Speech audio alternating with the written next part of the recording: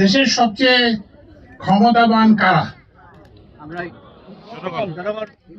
আপনি মনে করবেন না যে প্রধান উপদেষ্টা কিংবা রাষ্ট্রপতি কিংবা আমি উপদেষ্টা হিসেবে আমার ক্ষমতা আছে।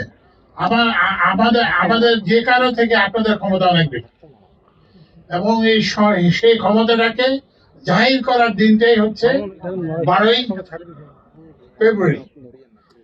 এই নির্বাচন কিন্তু আগের একটা বাধা ধরা নির্বাচনের মতো নয়। আমাদের যে অন্তর্বর্তীকালীন সরকার, আমাদের কোনো দল নাই, তো সুতরাং আমরা সবার জন্য সরকার। যে এই যে জুলাই যে অভ্যুত্থান হয়েছে, সেটা হয়েছে মানুষ ভোট দিতে পারে না এই জন্য, কিংবা ভোটের হিসাব হয় না ঠিক মতো, এবং ওই যে তারা যাদেরকে নির্বাচিত করতে চেয়েছিলেন তাদেরকে নির্বাচিত হতে দেওয়া হয় না।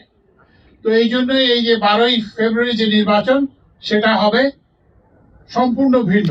এখানে আপনি আপনারা যাকে চাইবেন নির্বাচিত করতে, তিনি যে দলের হোক না কেন, যে ধর্মের হোক না কেন, যে বর্ণের হোক না কেন, যে গোত্রের হোক না কেন, তাকে আমরা বিজয়ী হিসেবে দেখতে চাই।